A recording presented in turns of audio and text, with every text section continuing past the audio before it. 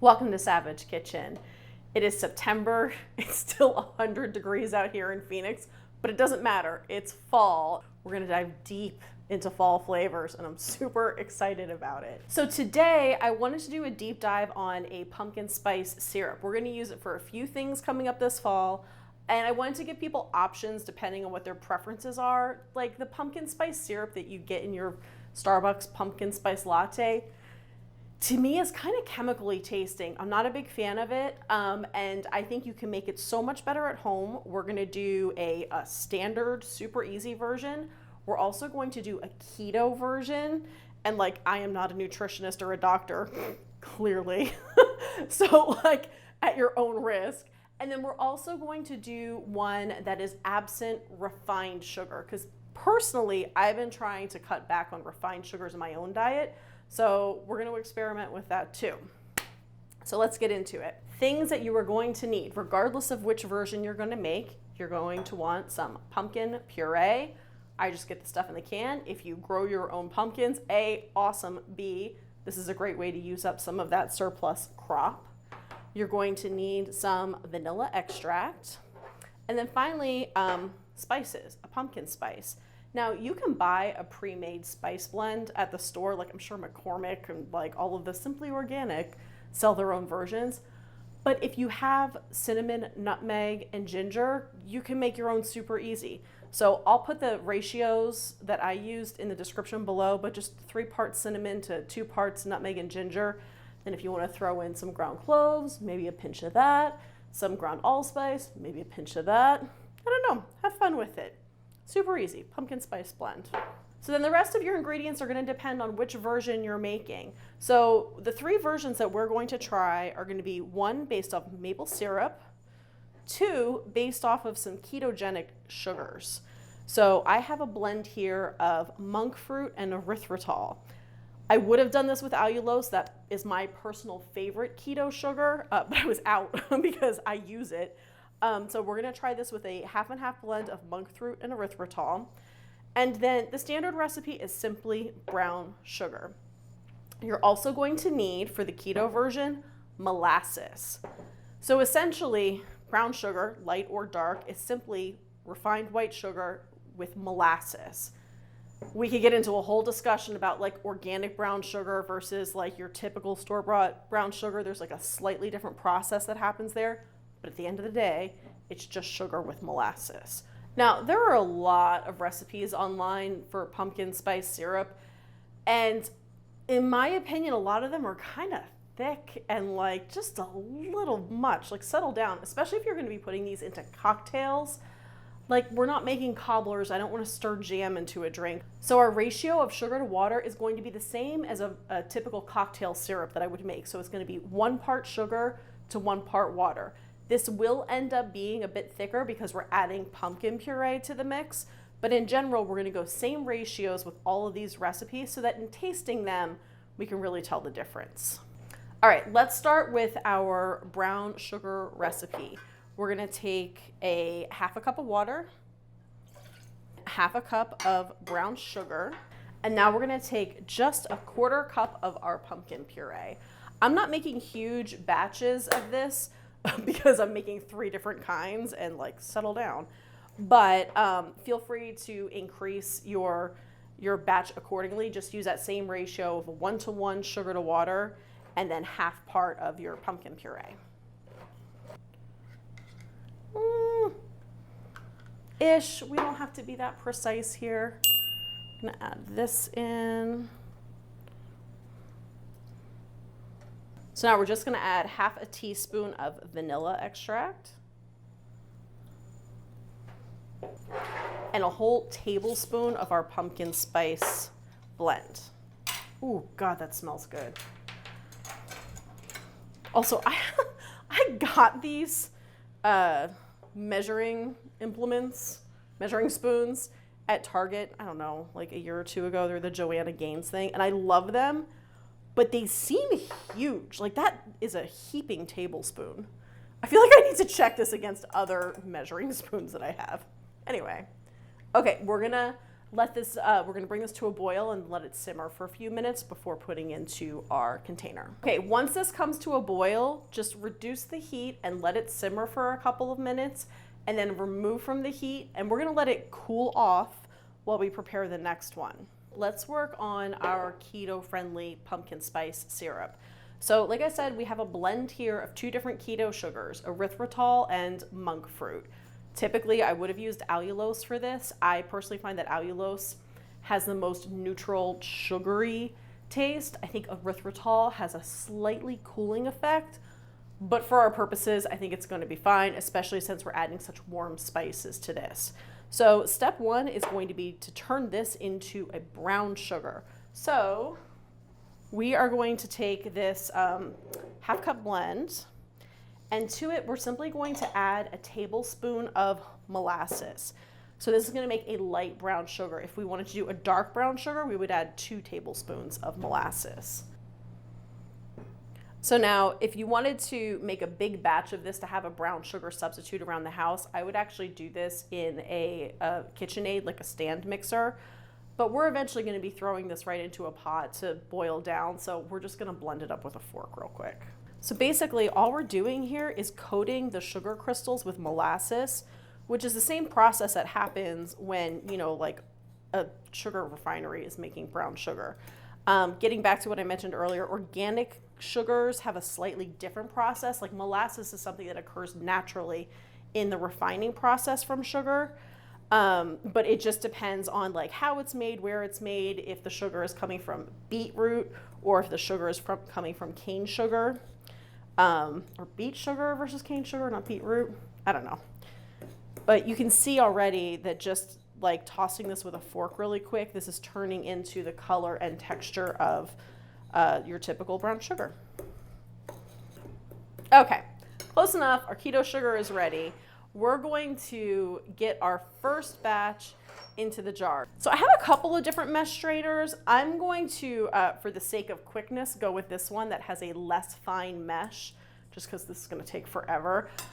However, if I were using these syrups for a cocktail party in general, I probably would use the finer mesh or even go through cheesecloth to really make that syrup as clear as possible. You can also do more than one pass. Like if you pass it through once and it still looks kind of chunky, just pass it through again. It'll be fine.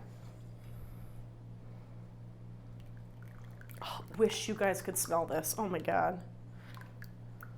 You can see how thick this is, even with that higher water to sugar ratio than a lot of those other recipes use. Adding that pumpkin puree, I mean, we're adding a vegetable to a syrup. It's going to be thicker. So we're just going to press it through, kind of help this process along.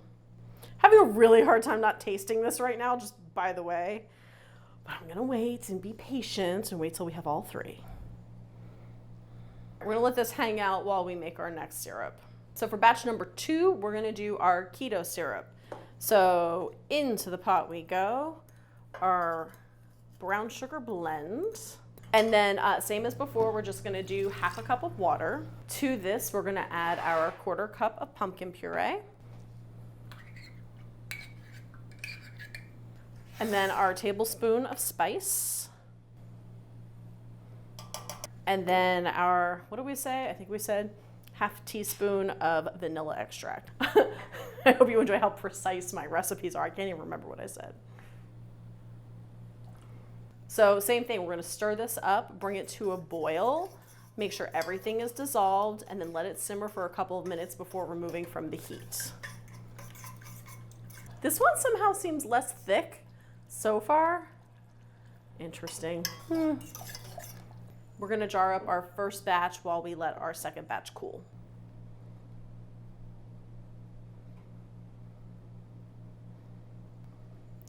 Oh yeah, I feel really good about this. Batch 1 done, brown sugar, pumpkin spice syrup. Okay, just like the first batch, we're gonna strain this keto batch and let it cool. Wow, look how much more liquidy this one is. Totally different texture. All ingredients being the same except for the sugar. This one is like super liquidy. Wow.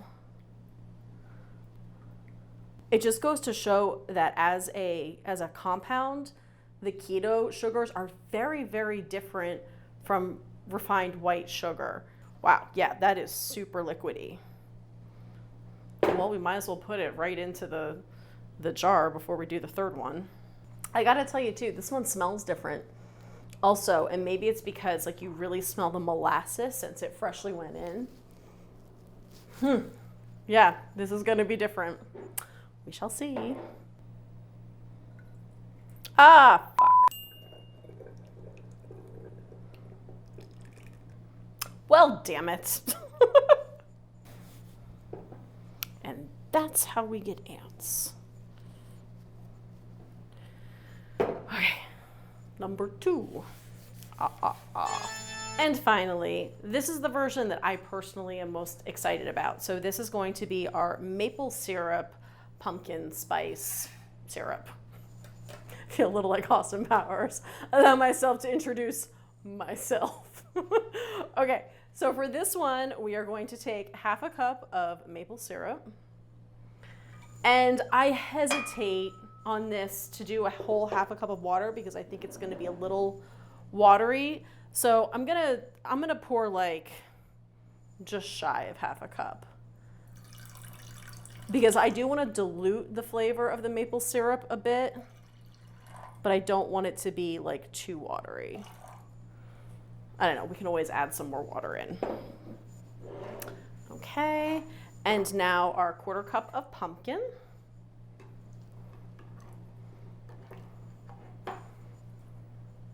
So we're gonna do, I'm running out of this anyway.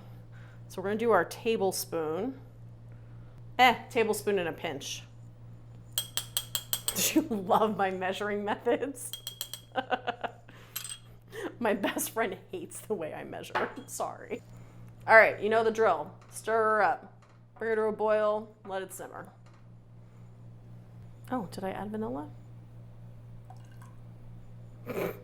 Don't mind me, I forgot to add some vanilla. Ooh. Awesome. I have a feeling this one is gonna thicken up a little bit more as it cools. By the way, something to be cognizant of with keto simple syrups, unless you add a touch of xanthan gum, they do tend to recrystallize. It takes a couple of days. Like if you're gonna use it up quick, don't worry about it. But if you plan to store it for more than a couple of days, I would add just a pinch of xanthan gum. This is very Goldilocks. Like this one seems just right. Like the texture is just right. The smell is just right. It might be too sweet because of that maple syrup. I don't know. We'll see. All right, final one. Let's get her in. God, you know, that was so messy. Oh my God. I really should have just strained into this so I could pour like a normal human being, but no, let's make it complicated. You know, this is just indicative of 2022 in general. Fuck. Oh my God, I'm gonna need a priest. Maybe some Windex. Well, so that's just delightful. Okay, moment of truth. Let's see what the taste difference between each of these is. So we're gonna start with what could be considered the most traditional recipe, and this is the brown sugar. Okay, I need a little more than that. And so this one, we have less volume here because it's strained out the most and is by far the thickest.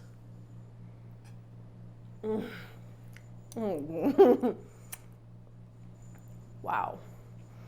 It's really, really good. I think in particular I like this because it is my own spice blend and is absent that clove flavor that I'm not a huge fan of. Wow. Okay, that is delicious. It is a bit thick, viscosity-wise, but still totally doable for cocktails. It would be fantastic over pancakes or waffles. Ooh, okay. Really, really good. Okay, number 2, this is our keto version. So this is our blend of erythritol and monk fruit. And this was the most liquidy when cooking. You like the technical term there, liquidy. Let's see here.